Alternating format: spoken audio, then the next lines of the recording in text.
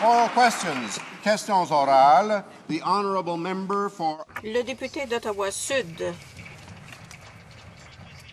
Les Canadiens ne sont pas dupes. Ils voient bien que les conservateurs se préoccupent bien plus de propagande politique à grande échelle que de reprise économique. Le premier ministre a lancé une campagne pour polir sa propre image. La facture qu'il refile aux contribuables atteint aujourd'hui les 60 millions et ce n'est pas fini. Ce qui fait le plus mal, Monsieur le Président, c'est qu'il fait ses frivolités avec de l'argent emprunté. Pourquoi le premier ministre hypothèque-t-il l'avenir de nos enfants avec ses politicailleries? Oui. Exactement.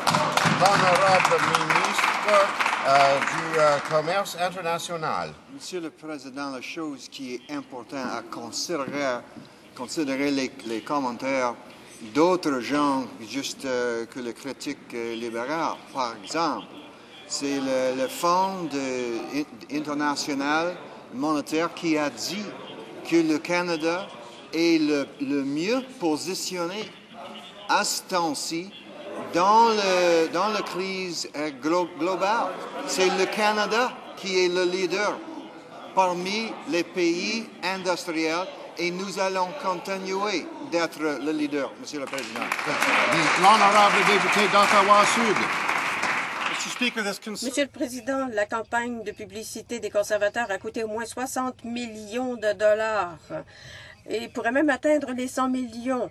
Expliquons ce qu'il y en est aux Canadiens. 60 millions de dollars, ça pourrait acheter l'une des choses qui suit. 30 appareils d'IRM, le salaire annuel de 1000 infirmières inscrites, 20 000 chirurgies aux genoux, à l'hanche, à la cataracte, 8 500 pompes à insuline pour nos enfants atteints du diabète de type 1.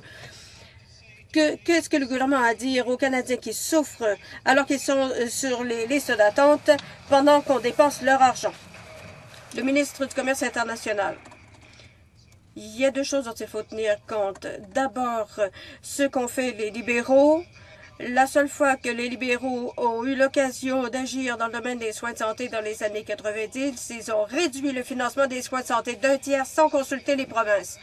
Dans le cas de la publicité, puisque c'est l'objet de la question du député, nous pensons que les Canadiens veulent être informés de la façon d'avoir accès au vaccin contre le H1N1, comment pouvoir se prévaloir des programmes de recrutement militaire, comment bénéficier du crédit d'impôt à la rénovation domiciliaire, et nous sommes prêts à les informer. Le député d'Ottawa-Sud.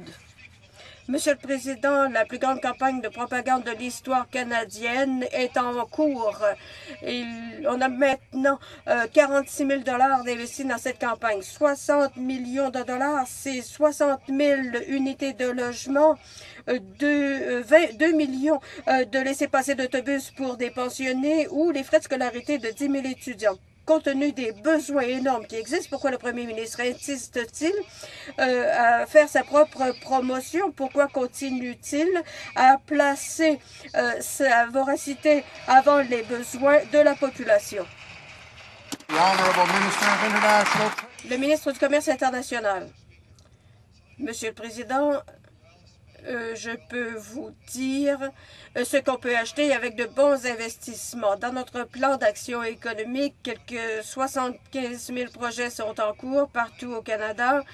Et cela crée des emplois, ça permet d'avoir des usines d'assainissement de l'eau, de créer des infrastructures. Et aussi d'améliorer nos établissements postsecondaires partout au Canada. Voilà ce qu'on peut acheter avec l'argent des contribuables, l'argent des contribuables qui travaillent fort. C'est pourquoi nous continuons d'avoir les impôts les plus faibles parmi les pays du G8. Le député